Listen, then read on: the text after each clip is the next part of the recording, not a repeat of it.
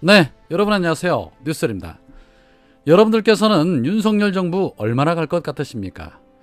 어떤 분들은 검찰의 칼날을 앞세워 검찰 독재로 5년을 다 채울 것이다 라고 말씀하시는 분도 계시고, 어떤 분들은 그래도 2년은 가지 않겠느냐라고 말씀하시는 분들도 계십니다. 그러나 최근 여론조사에서 나타난 지지율에서도 충분히 예상할 수 있지만, 작금의 상태가 지속된다면 채 올해도 넘기기 힘들지 않을까 하는 생각이 들기도 합니다.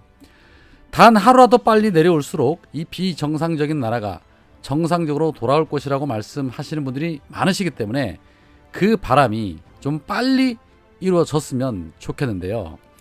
그런데 윤석열, 다들 아시는 것처럼 국민의 민심 전혀 아랑곳하지 않고 본인이 하고자 하는 대로 계속해서 업무를 추진하고 있습니다. 특히 노동자와 서민의 삶이 허덕이는 정책을 너무나도 보란듯이 펼치고 있기 때문에 그 심각성은 더할 수밖에 없습니다. 지난 대우조선 해양 하청업체 파업에 공권력을 투입하려는 등 강경한 기조로 나오면서 서민의 눈물을 살피는 대신에 불법에 대한 칼을 먼저 빼든 부분은 앞으로 윤석열이 어떤 식으로 국정을 이끌어갈 것인지 가늠하기에 충분했습니다. 이에 민주당을 비롯해서 각계각층에서는 거센 비판과 우려를 나타냈었지요.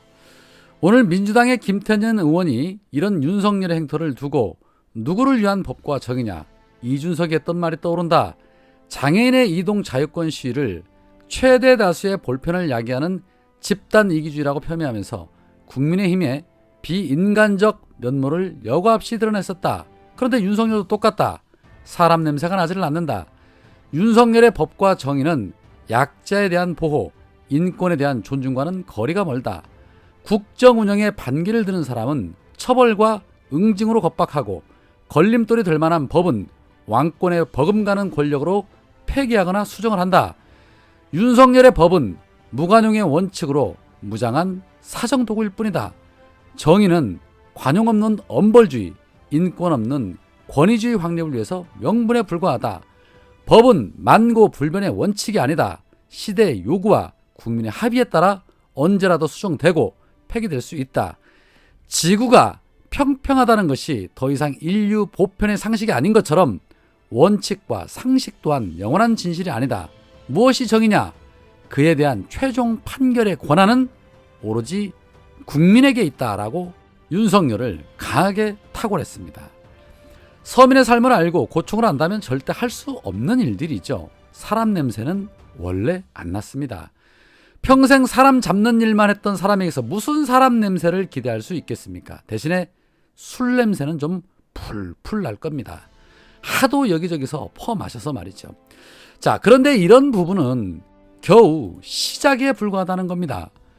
그동안 소상공인 자영업자들과 골목 상권을 살리기 위해서 정부는 대형마트에 대해서 영업시간 제한과 의무 휴업을 하도록 했었습니다. 그런데 윤석열 정부는 이 같은 대형마트 의무 휴업 폐지를 위해서 국민 제한 온라인 투표를 붙였다고 합니다. 그런데 더 기가 막힌 것은 투표라고 하면서 찬성 반대가 있는 것이 아니라 달랑 좋아요 버튼만 있습니다. 정확하게 어떤 내용인지 구체적인 설명도 없습니다. 대형마트 의무 휴업 폐지라고 되어 있고, 대형마트 의무 휴업 규정을 폐지하고 기업 자율에 맡김 이렇게 되어 있고, 좋아요 버튼만 누르게 되어 있습니다. 이거를 투표라고 버젓이 10가지의 항목을 올려놨습니다. 반대도 필요 없고 댓글도 필요 없이 그냥 찬성하는 사람만 좋아요를 누르면 알아서 지들이 반영을 하겠다는 겁니다. 그냥 형식적일 뿐 사실상 전부 속도전으로 밀어붙이겠다는 독재식 발상인 것이죠. 정말 어쩌면 좋습니까? 거기에 최저임금 차등 적용도 올라와 있습니다. 현재 좋아요가 전부 30만 건이 넘었습니다. 이걸 빌미로 해서 윤석열은 국민들이 찬성해서 추진한다고 명분을 만들고 있는 것이지요. 시간이 지날수록 국민들의 피해가 이루 말할 수 없을 것으로 보여집니다.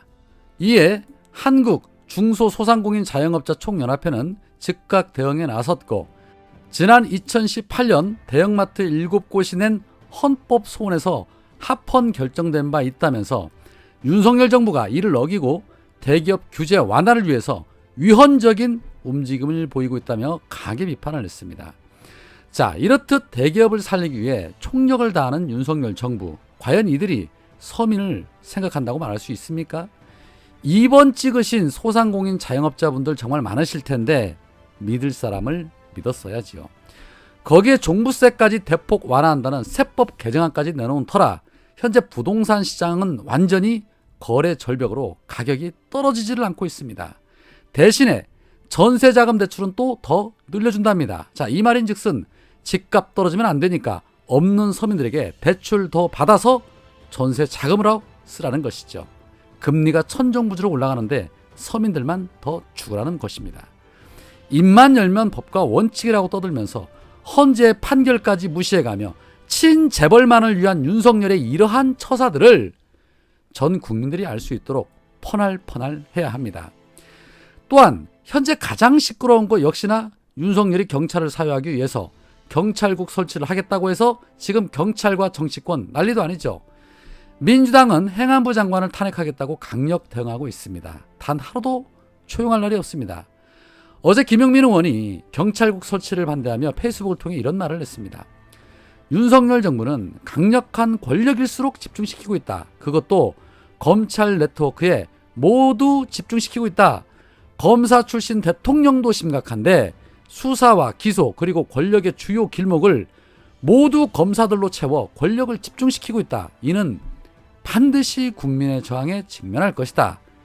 또한 이런 제도 개혁은 곧 20%대 지지율인 대통령이 할 수 있는 일이 아니다. 이미 정치적 식물 대통령이 되어가고 있는데 국민의 기본권을 침해할 소지가 높고 과도한 변화를 이야기하는 이 제도를 충분한 국민적 합의 없이 추진하는 것은 정치적 자산회의가 될 것이다. 지금은 경찰의 저항이 있지만 곧 국민적 저항이 거세질 것이다. 민심은 결국 정치를 움직여서 윤석열 정부의 폭주를 멈추게 할 것이다. 경고한다. 위법한 경찰국 신설 당장 중단해라 라며 강한 경고장을 날렸습니다. 추미애 전 장관도 역시 페이스북을 통해서 윤석열은 일선시장을 상대로 속 좁은 인사보복 처리하고 민주경찰로 세워야 한다면서 장문의 글을 통해 윤석열을 비판했고 이번 일을 계기로 민주당은 경찰개혁을 제대로 해내는 계기가 될 수 있도록 주문했습니다. 추미애 전 장관님 같은 개혁파들이 정치를 해야 하는데 어쩌다가 민주당이 이 모양이 됐는지 참 지켜보는 국민들도 답답합니다. 그러나 세상은 반드시 순리대로 돌아가게 될 것입니다. 시간이 더디더라도 그렇게 될 것입니다. 자, 보시는 것처럼 윤석열에게 기대할 게 단 하나라도 있습니까? 떨어진 지지율 만회하기 위해서 북풍몰이나 하고 자빠졌고 지지자들 결집시키기 위해서 문재인 대통령과 이재명 의원에게 칼을 겨누고 있습니다. 시간이 길어질수록 나아질 거는 없어 보입니다. 국민의 안전과 생명을 지키고 재산을 지키기 위해서라도 서둘러서 그 명분을 찾아야 할 것으로 보여집니다. 한편 경찰은 지난 경찰서장 회의에 이어 이제는 전국의 경감과 경위 등 팀장급도 회의를 개최하자는 제안이 나왔다고 합니다. 네, 이런 강경모도 아주 좋습니다. 사실 경찰을 무조건 옹호하지는 않습니다. 그동안 뭐 같은 경찰들도 많이 봐왔기 때문에 100% 경찰을 지지하지는 않지만 현재 윤석열 정부의 위법에 맞선 그 경찰은 응원합니다. 팀장뿐만 아니라 전국의 모든 경찰이 전부 나서서 대책 회의를 해야 된다고 봅니다. 국민은 경찰의 편에 설 것입니다. 오늘은 여기까지입니다. 고맙습니다.